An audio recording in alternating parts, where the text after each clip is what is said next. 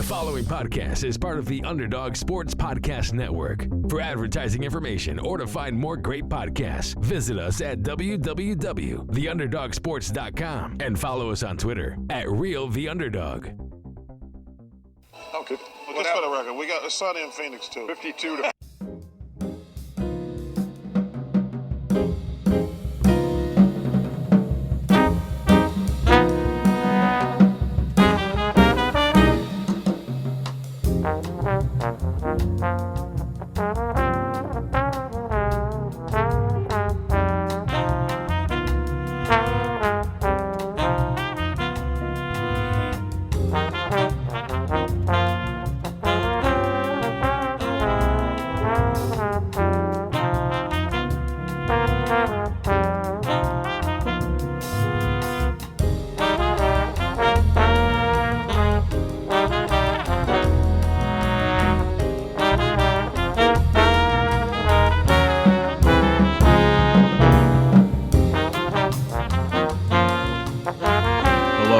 and welcome to the Sunny in Phoenix podcast, a weekly podcast where we keep you up to date on everything Phoenix Suns basketball. My name is Charlie Erling, and as always, I'm joined by Mitch Krmpotich.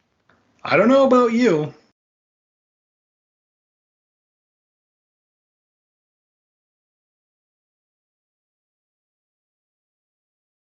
but I feel good. I don't know about you, but I feel good.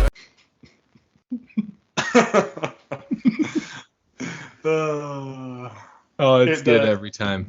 The full length probably won't make it into the final edit, but I paused for like a full minute probably. So yeah, I won't make everyone wait that long. But no. I always I try to wait as long as I can until you laugh, and I'm willing to wait a while. You are, yeah. We've learned that over the last few weeks. Yeah. It's funny every time on my end, though, you know? Okay. I hope you guys enjoy it the same, however long Mitch leaves that go. Yeah, but, you know. I don't know how long it'll be this time. But, hey, I feel good, too, because it's playoff time. Yeah. And that's what we're going to be talking about on the show today. It's very exciting. I definitely feel very good. But shout-outs are in order, for sure. We finished the regular season of our bet question, and Charlie, you won the regular season 8-7. We were guessing how many free throws the Lakers would shoot as a team, and you were closest. They shot I can't remember the exact number, but we were both way off. I do know that Omar was closest at midcard at best on Twitter. He was closest with 22. So shout out to Omar on that one. Also, shout out to the D-backs. We were just talking about this. It's very exciting in Arizona right now because the Suns are looking good. The D-backs are looking good. The NFL draft is soon. We won't talk about the Cardinals. They are in shambles. But they might trade the third pick. That's about all. Yeah, that's true. Yeah, but if you're not watching the D-backs, watch them. And this is a good time, too, because, one, we're hot, and two, there's no Suns games until Sunday. I know we've got the play-in games, but game one is Sunday, so you've got some time to get your Arizona sports fill. But the D-backs have been really exciting to watch so far this season. Oh, man, that feels like a long time until the next game, Sunday. Yeah, it feels like forever. Oh, all right. But let's get into it and talk about the upcoming Suns versus Clippers playoff matchup. And obviously, we're going to start off with what happened to make this matchup happen. And it was a game against the Clippers. And while the Suns benched pretty much all their solid players, I'm not trying to discount anybody, but all the starters except Okogie. And, man, we played the Clippers very tight that game. And it was to the point where we were seeing the Warriors just demolish the Kings. So seeing that happen just makes you think, I don't want the Warriors in round one. So we had to end up losing that game to the Clippers. And by the end of the fourth quarter, the Clippers finally put it together and took the win. But how encouraging was that, seeing our bench unit plus Josh play that way against the Clippers in that game? Yeah, I thought it was great. It was one of those games that was really weird to watch because, we knew the results of the other games and we knew it was in our best interest to lose that game. But it didn't look like our guys were trying to lose necessarily. They were playing hard. Now, I have seen some say that the Suns may have been trying to prolong the game as much as possible so we could get definite results from the other games so that we would, have a little bit more control, which, wouldn't shock me if that were actually the truth. But yeah, I think it was great to see our bench put up that kind of fight when the Clippers were playing their guys, Ty Lue came out and said, I'm not resting anyone. We're playing everyone. We're going to play hard. We're going to try to win, which I actually really appreciate. I do kind of think that's how it should be, even though we rested all of our main players. But I don't know. I do kind of applaud Ty Lue on that. I think that's cool. But yeah, just it worked out quite well for us. Yeah, I actually had someone ask me if I thought that the Clippers were actively trying to lose that game. At one point when we had, a 10-point lead or something like that. Oh, yes. And I just kind of laughed about it, and I was like, well, I'm looking at the box score, and if you look at the minutes, you got to say no. Because, Russ ends up playing 40. Kawhi played 36. So those are big minutes from two studs right there. So it's tough to think they were trying to lose the game so to miss us. I don't know if I ever saw that. But yeah, at some point when you're having trouble keeping up with the bench unit of the Suns, aren't you thinking man, maybe we should let them win so we don't have to play them? Yeah, the mind games that go into it. It's why I'm glad I'm not a coach. Yeah, and there was a clip of Ty Lue asking somebody what the score was, assuming of the Lakers game. I think is what they were interested in. I can't remember, but yeah, a lot of that going on, and I appreciate what Ty Lue did there too. Ultimately, just so much more than what the Dallas Mavericks pulled, man. Oh, yeah. Oh, my gosh. Yeah, we got to talk about that. Holy moly, that was special. I just love seeing that happen, And Luka comes out in the second half expecting to get, this standing ovation, and, no one cared. That Not was the second beautiful. half, the second quarter. Second quarter. Second quarter, yeah. Yeah, even better. So right. That was just, a joy to watch. Yeah, Dallas is in such shambles, and now the NBA is investigating them. Oh, it's just, we really have been blessed.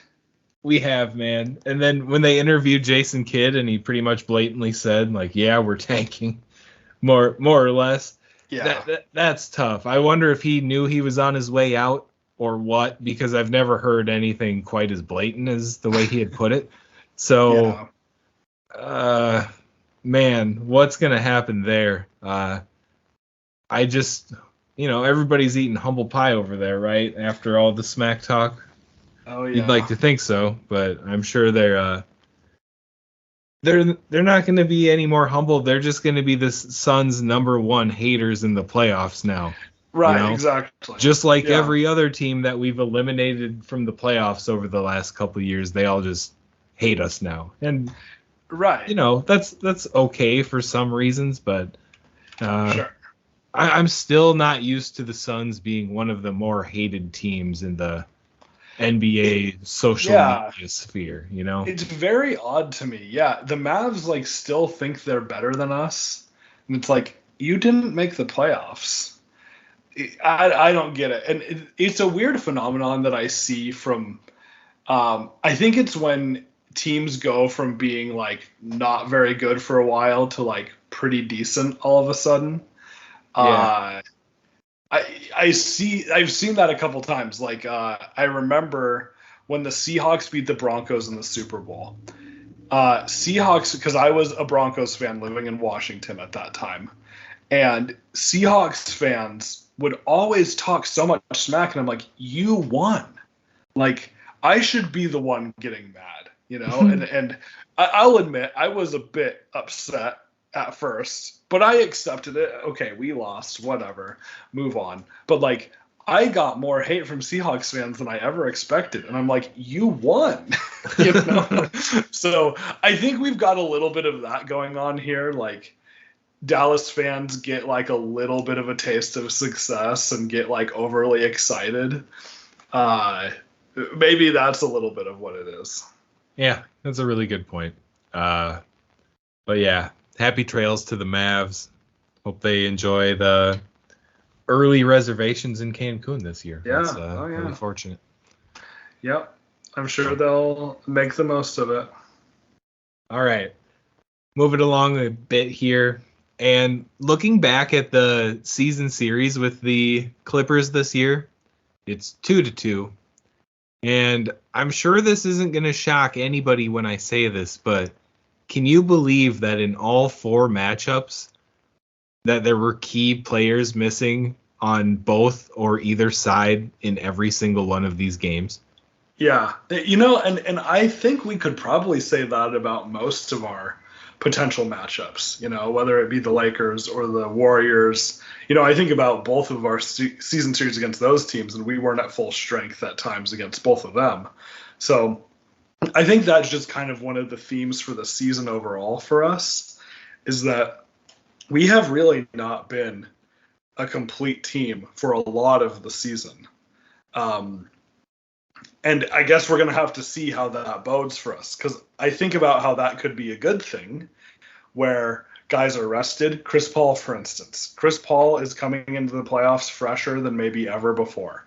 That is a huge win. Yeah. Whereas the downside is we may not have quite as much chemistry as we would like. So, yeah, it is kind of an interesting thing to realize that it is hard for us to really consider what this game is going to look like based on the regular season. Yeah, all good points. And, you know, aside from what I had mentioned, guys missing because of either being injured or resting, obviously huge moves were made at the trade deadline for both teams. Russell Westbrook for the Clippers obviously brings a very different aspect to the game for that team since he's been there. And then obviously us with Kevin Durant too. So who knows what this matchup is going to look like. We have to be pretty thankful getting the look at him right at the end of the year while being able to rest our guys and not getting run out of the gym. That has to have everyone feeling good. And knowing that Paul George is going to be out for at least the beginning of the series is what was put out there. And that seems optimistic. It does. If he's back for any part of the series, I'd actually be a little surprised. When I was reading whoever it was, Woj or Sham's tweet, I actually had to read it a few times because I'm like, what is this actually saying? So I think the way they are wording it is maybe intentionally a little bit confusing. Just because, I think you're right. I think maybe the chances of him playing this series are a little bit lower, but they don't want to say that. So that I can kind of understand. But yeah, I mean, that was a big part of the reason why we said, we would like to play the Clippers, because they're, it's looking like they might be without Paul George for at least part of the series. Yeah, and we got the reputation a couple of years ago walking through the West due to injuries. So I hate to, start off another playoff run against a team that's not at full strength and just keep those guys talking in that same manner. But on the other hand, I love the aspect of playing the Clippers, who are down a man, for our chances moving forward. I won't lie about that. That's pretty appealing to me. Oh yeah, I don't care about what anyone says. Like, give me the easiest path. I want to win it all. Yeah, a ring with the easiest path. I'll take that. It's not going to be a Mickey Mouse ring by any means. I mean, it's not going to come from the Orlando bubble or anything. Right. So it would still be nice. Easiest road. I don't care. Yeah. Like, fair. Let's just win. I've been thinking so much about our series against the Clippers 2 seasons ago. Man, that was a fun series. Oh. I believe we won in 6. And that was the game where after we won, my wife and I went out to the airport and like greeted the team on their way in. And I don't think they allow that anymore. Who knows? Maybe they'll change it. But that's one of my greatest Suns memories is that series from a couple years ago. So I'm actually really excited about this. I know it's different this year, obviously, but yeah, I'm very excited that this is our first round matchup. Yeah, I feel like it's pretty fitting. There's a bunch of cool matchups too. You know, you have the old Thunder teammates in Westbrook and Durant, Paul and Westbrook, who are gonna, that's gonna be a matchup that's bound to happen quite a few times in this series. Getting Chris Paul guarding Russ and vice versa, and I think that's going to be entertaining. That'll be some popcorn material if I had to guess. There will be some antics. I would not be shocked at some antics. We've seen Chris Paul do this over the years, catching a guy with his jersey untucked thing and all of that. Like, I think we're going to see some of that in this series. Oh yeah. He'll be like a hawk this series for that sort of thing, I'm sure. Sure. And moving on a bit, but Kawhi Leonard in the playoffs. He's been looking pretty healthy lately. He's been logging minutes. He's been playing back-to-backs. This is the guy who's going to carry this team to whatever success they can find in this playoff series. Yeah, he's good. And speaking of matchups, the last time Kevin Durant faced Kawhi in the playoffs was when the Raptors won it all in the finals that year. And yeah, when KD was on the Warriors. So I'm sure that's not a great taste in KD's mouth. But yeah, it's going to be interesting because KD is very good. KD is very good. Kawhi is very good. And I just feel like we haven't seen him this healthy in a very long time. So it is pretty scary. Yeah, I'm interested to see who he guards and who we have guard him. I think both of those will be interesting because if you look at it, you'd want to put your best defensive player on Kevin Durant, right? Right. But then do you want to gas out your only real true scoring option? The one go-to guy. Do you want to gas him out by making him guard Durant all game too? Right. That's going to be interesting. And then, someone's got to guard Booker too. Someone's got to guard Ayton too. I'm very excited for this playoff series, for the star power, and then for the rest of it as well. Yeah, well, and if Chris Paul is going to make 7 threes in the game, then it's really game over for the Clippers. All the talk of, is this finally the year where Chris Paul is going to have the juice in the playoffs? Because it seems like he kind of coasted through the year. I'm almost starting to believe it all, Mitch. I've seen enough where I'm like, yeah, that's what he did, and he's going to play like he's 28 this year. Man. Oh, and it's 28 is so young. Like, imagine being 28 again. I say that as I just turned 29. I can't. Yeah, you're literally a couple days in. I don't know how you could imagine. Yeah, I can barely imagine. Yeah. But yeah. Oh, happy birthday to Dario Saric too. His birthday was a couple days ago. He and I are birthday buddies. But, yeah. Anyway, I think you're right. Chris Paul finally realized if he wants to be successful in the playoffs, he has to slow down in the regular season. And he did just that. So, yeah, this is going to be I agree. Like, it's one of those things where I'm like, I don't want to get too like overly optimistic, but like I'm overly optimistic already. So Yeah. trying to temper my expectations a little bit, but I think you're right. Like, I think he is going to be as healthy as we've seen him in the playoffs. Yeah. And I don't want anyone to be sleeping on Russ either, because he's become kind of a joke and we all laugh about Westbrook, but a lot of that was probably due to the Lakers' horrible fan base. Russ, yeah.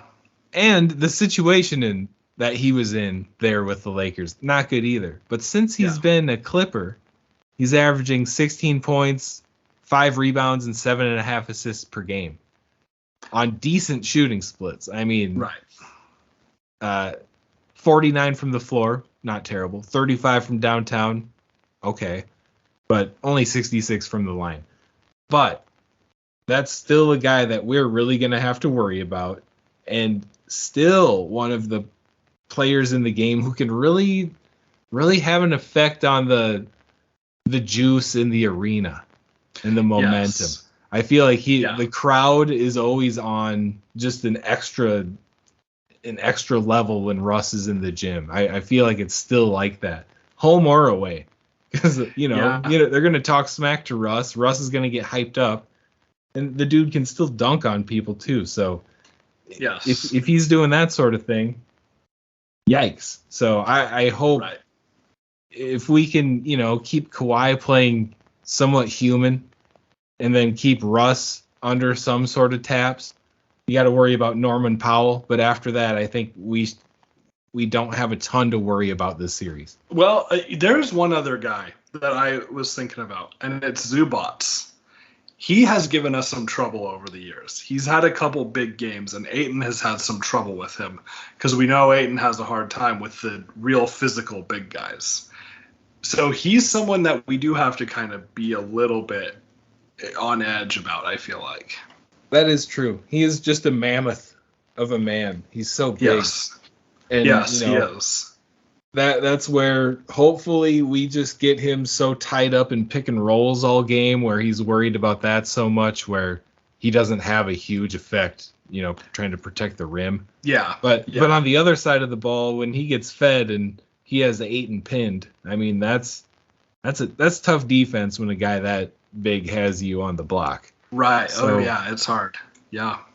And on the boards, that's a lot of weight to try to push out of there too. For, you know, even as strong as Ayton is, that's just a big boy. So it's going to be a lot of team rebounding involved, and another kind of not spoken about too much aspect of Kevin Durant's game that I love so much.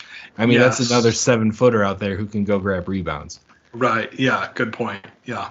But you're making great points about all these guys. I mean, Russ, we do have this very, I feel like, inaccurate perception of Russell Westbrook because of his time with the Lakers. Don't let the way the Lakers misused Russ shape your perspective. He is still ultra athletic. Sure, he's taken a step back from when he was in his prime, but like, he's still good. And I hope we can be classier than Lakers fans and, you know, not insult his family or anything like that. So, I think you're making a good point. Like, we can't overlook Russ and, of course, Kawhi and, just some guys who can get hot quickly too. But overall, I would say I am feeling good about this matchup. Same here. Before we do our bet question, do we want to take it a step further and maybe try to predict the series? Yeah, I think that's a good idea. That's always fun. I think it's going to take 6 games again. I was going to say Suns. 5. Something 6. Yeah, of 5. course. Okay. Of course. Yeah, I think having home court advantage will help. But yeah, I'm going to go 6. I'll go 5 just to, you know, keep it a little different. I'm pretty optimistic for our boys in this one. So you're going Suns in 6. I'm saying Suns in 5. Okay. Yeah. Okay. Then we can move to our actual bet question. So this is going to be for game one. Game one is on Sunday at time of recording. We don't know what time yet, but I'm sure that'll be announced soon. But for game one, how many points will Kevin Durant have? This is fun. You know, the old faithful was Devin Booker points, but now we have the Kevin Durant option. It's the playoffs. It's a pretty exciting prospect. I do think, D-Book has led the way most games with Durant on the court still as leading scorer. I think Book has scored more than Durant for the most part. I'll go 27 for KD. 27. Okay. Wow. So I had a number in my head before you even said that, and it was 30. So I'll go 30. All right. So let us know on Twitter at Sunny and PHX Pod how many points you think Kevin Durant will have in game one against the Clippers on Sunday. And whoever is closest will get a shout out on the show. Also, while we're on that topic, I want to bring this up too. And maybe we should have said this at the top. Maybe we can say it at the top next time. Our recording schedule will probably be a little bit sporadic, just because the playoffs are kind of sporadic. And yeah, we don't have quite a set of a schedule, and we're also more emotional during the playoffs. So like if we say we're going to record at some point and then we have like a really horrible loss, we'll just say, no, we're not going to do it because we want to record on a better note. So just kind of bear with us. It will be a little bit more irregular. Not necessarily less. Sometimes we record a little bit more, but so much of it depends on circumstances. So just kind of keep an eye out, make sure you're subscribed on YouTube and Apple Podcasts and Spotify and all of that so that, you can catch our updates. But I'm just remembering that, the last couple years of playoffs, we've been pretty sporadic with episodes. I cry after every loss. Every once in a while it'll be like, okay, that wasn't that bad, let's still record. But there are some times where it's just like, I'm too salty, this is not going to be a good episode if we try to get in front of the mic right now. Understand we do it for your sake. There are times that you're not going to want to hear us complain about what just happened. Oh, I wish I cried actually after games like that. I'd rather cry a little bit than be as mad as I get.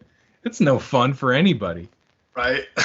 Like, I just tell Natalie, I'm like, Natalie, I'm out of here for a little bit. I'm going to go sit in my office and be by myself because I don't know who'd want to be around me right now. I'm miserable.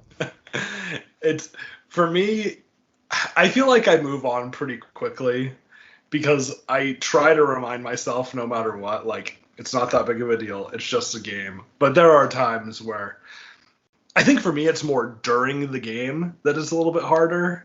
Like, I start asking myself, like, why am I so invested? Why do I do this all the time? But it's worth it. It's definitely worth it. How long do you think we took off after Game 7 versus the Mavs last year? I didn't want to record until the regular season started this year. I know we didn't take that long off. But yeah, that was actually one of the worst. I was like, I do not want to record a single off-season episode. I know we did, but it was tough. Yeah, I think 2 months off right there would have been justified. Oh yeah, I think people would have understood. But yeah, also because that's when my daughter was born too, so that threw a little bit of a wrench into our recording schedule. The best wrench ever, I will say. That was solid timing for that for sure. Yeah, I know. I'm like, I wonder if all my kids will be born during the off season. But that's another conversation.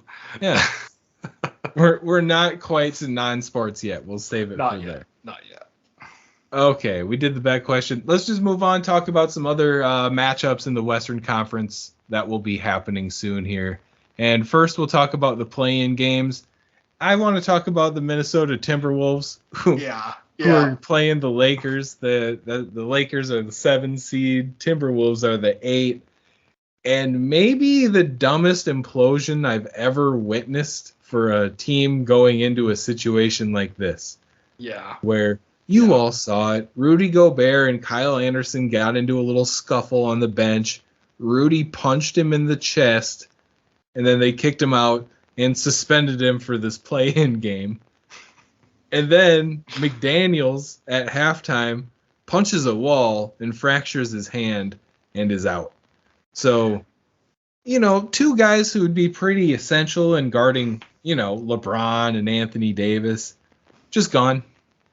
Yeah, I actually think the McDaniels thing is worse than the Gobert thing. I mean, Gobert didn't get hurt. I mean, I know I actually saw some numbers that the T-Wolves have won more games without Gobert this year than with, but, whatever.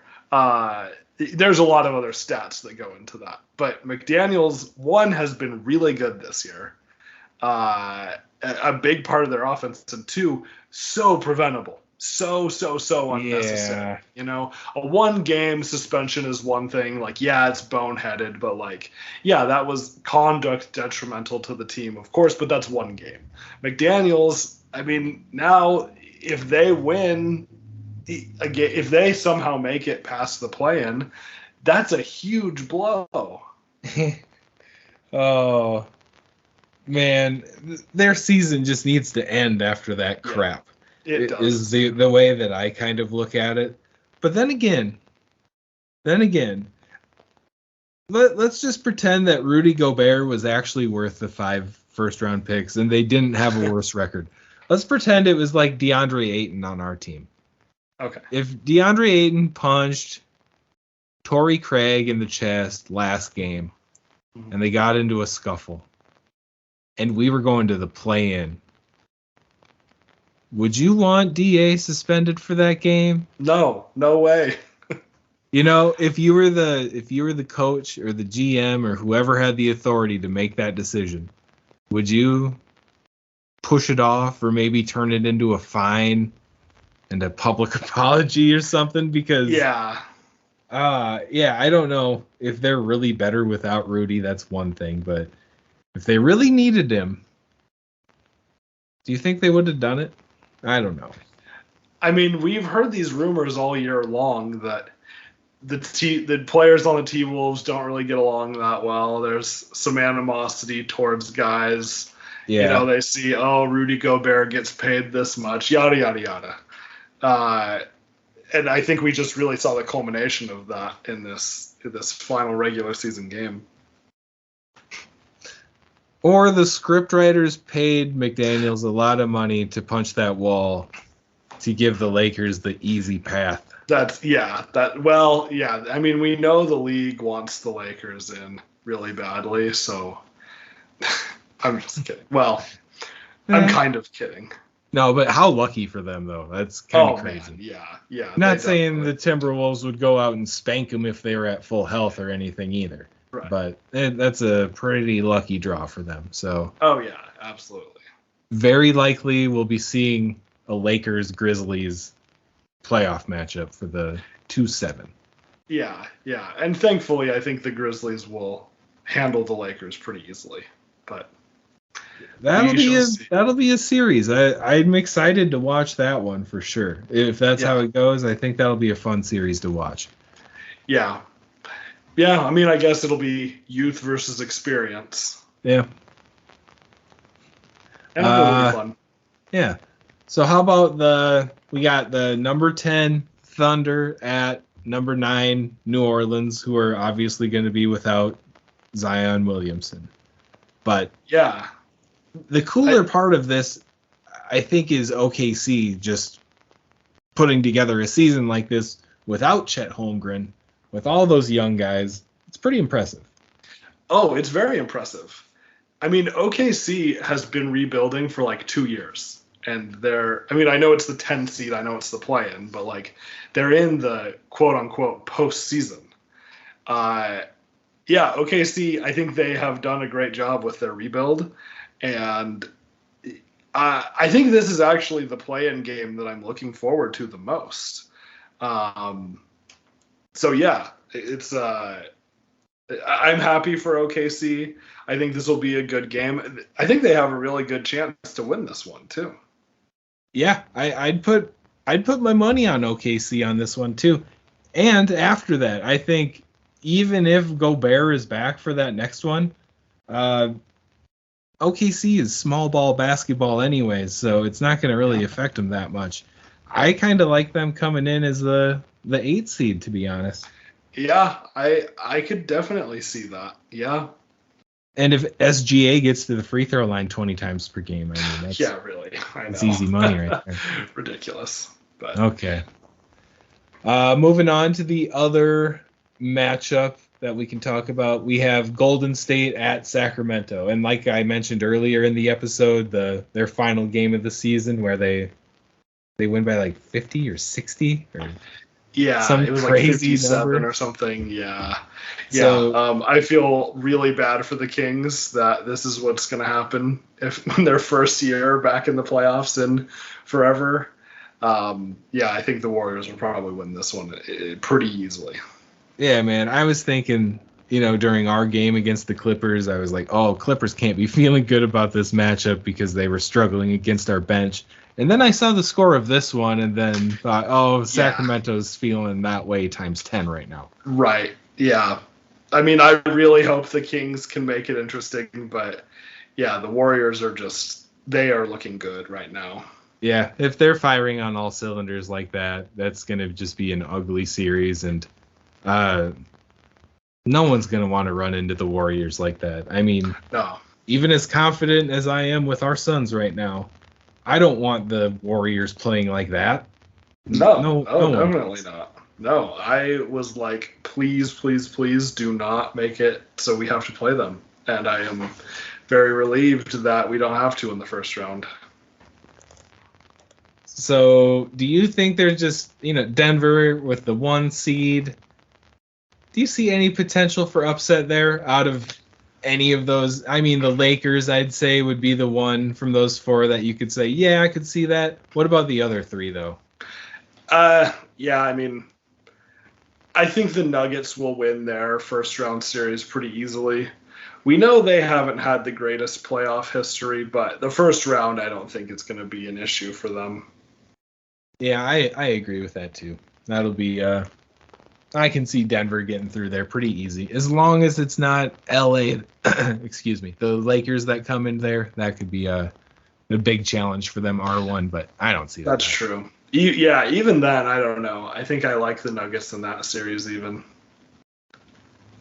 Yeah. So Jokic is, if he's playing his A game, that team's tough to beat, just straight up. Yeah. Unless you have DeAndre Ayton. Oh, Jamal Murray's back. Yeah. Uh-oh. And he was good this year. He was on my fantasy team, which I ended up taking second in our league. Not bad. Not first, but not bad. Not first. I've never won fantasy, like any fantasy league ever. I've never won. This second was the best I've ever done. I tend to not be very good at fantasy because I'm way too much of a homer. I want guys that I like on the team. But this year I was definitely more serious about it. I think the only Suns player I had on the team regularly was Chris Paul. And even then, he was injured so much that I wasn't starting him a lot of the time. So, it pays in fantasy to not be a homer.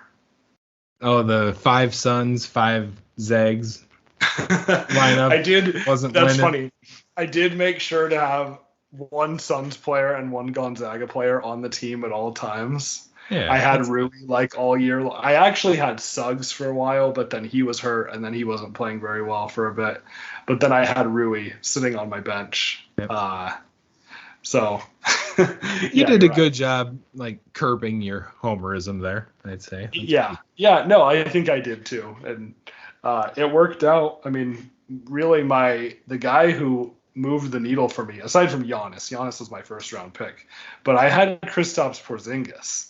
And he put up amazing numbers for fantasy. And I got him way later than a lot of people expected because I don't think anyone knew he was going to be as good as he was. So, yeah. Always worried about that injury risk, but he can ball when he's healthy. That's for sure. Yeah, he was healthy and he was really good all year. So that Porzingis was probably my I guess Giannis would be the MVP, but Porzingis was also very important. But anyway, we're talking about fantasy. Let's move to the non-sports section of our show. Yes. This question comes from our old reliable teambuilding.com/blog/icebreaker desk questions. And the question is, what movie do you wish you could watch again for the first time? Okay. I just have to preface this by saying I'm not a movie guy. So don't judge me too much about this, please. You're a film guy. No. I'm like you prefer the stage. Netflix. Maybe Netflix is or like Broadway. That's your thing. Yeah, like off Broadway. Yeah. Off Broadway. Yeah. Yeah. Okay. But this is just one of the first movies that I can remember kind of blowing my mind, as in having a twist in it. And it was The Sixth Sense. Oh, yeah. And I think I want to say this was one of the ones I went to in theater, and I would have been like 12 or 13 years old. And I remember just getting hit by a sack of bricks when the realization happens. I'm not going to give any spoilers, choice. Yeah, no spoilers for a movie that came out 30 years ago. Or, well, it wasn't that long ago. I don't know how long ago it was. But that's a great choice. That actually is a special movie to me, too, because I do love scary movies. But I used to be terrified of them. And that was the first movie that I watched that, like, made me realize, okay, this is doable. I can actually enjoy this. Gotcha. Yeah. I remember it was on TV, and it was the middle of the day, and I had the lights on, and I watched it, and I'm like, this is great. I'm like, what have I been missing out on this whole time? So yeah, that's a really good choice. I didn't even think about that. So that's a great one. For me, I am doing a full Star Wars rewatch right now. Ooh. I like having something to watch consistently, like a long-running series. I've talked on the show about how I've done like all the Marvel movies. I've done all the Lord of the Rings. I like having stuff like that. So I would probably say Episode 4, like the first original Star Wars movie, because I loved 4, 5, and 6 as a kid. But I know I didn't really appreciate them for what they were, because I think Episode 4 came out in 1977. So that was well before I was around. But I just remember seeing that as a kid and like having my mind totally blown. And I think to see something like that for the first time now and to have that experience would be pretty great. Yeah, that's cool. And I'm sure there's a lot of people about our age in our vicinity who probably would say the same thing too. Probably, yeah. I definitely would not be alone in that one. You know what I was kind of thinking of, though? As I said, I'm not a huge movie guy. Imagine going back and, seeing the pilot episode of The Office for the first time and having no idea who Michael Scott is. Yeah. Or Dwight, and then like re-meeting those characters. That's kind of what my brain went to straight away, because The Office, man, like Michael Scott and all the jokes and memes and everything about it over the years, I had no idea what I was getting into when I met Michael Scott for the first time watching The Office, Oh, for sure. Yeah, I mean, and in the first season, he's not very likable. Like, he is just kind of a jerk. That's true. And, and they thankfully realized that people were not responding well to that, and they switched his character up. But I will say, season 1 of The Office has some of my favorite episodes. It has the basketball episode. Yeah. It has the healthcare episode, which is incredible. Like, that is probably a top 10 episode for me. I think there's only 5 or 6 episodes in that season, but it's when you go back and watch season 1, it's like there's a lot of great stuff. But I will say it's funnier in context, like knowing that Michael Scott is not that like horrible the whole time. Yeah.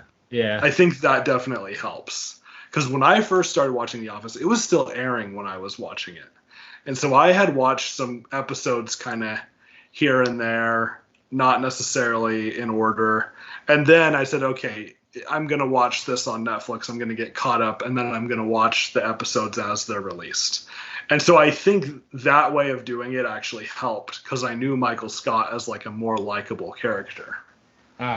Good point. Yeah, that's a good point. But yes, to see that show for the first time again. Oh, I remember the finale of the whole series. Yeah. The first time watching that, I will never forget.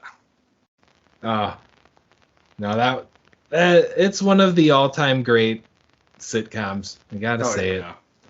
And if I didn't, my wife would fight me. Now. Oh yeah, no, it's a meme at this point. It's overdone. It's millennials all love The Office too much. Like, yes, that's probably true, but like, it was I'd say generation-defining show. It was one of the best. Similar to Friends in that aspect, I'd say. Yeah, Friends. I mean, The Office is much better than Friends. But, agreed. 100%. Yeah. Similar to Friends, similar to Cheers, in that it was genre-defining and generation-defining. I guess Seinfeld, it's similar to. I know that's a tough comparison to make. I mean, I love Seinfeld too. Yeah. But I wasn't watching Seinfeld when it was airing, so no. Probably not great humor for a 5 or 6 year old. Right, exactly. And I've gone back and watched it as an adult, and it's incredible. It's hilarious. And there'd be no The Office without Seinfeld. But like, I think The Office is up there with Cheers and MASH and Seinfeld and Friends and all that stuff. All right. Great place to end it. We thank you all for tuning in to this episode of the Sunny and Phoenix podcast. Like we mentioned earlier, episodes will be a little sporadic here throughout the playoffs. Check in after wins. I think that'd be the best the best method. But at Sunny and PHX Pod on Twitter, Sunny and PHX Podcast on YouTube. Hit us up on there. Thanks for tuning in, and go Suns.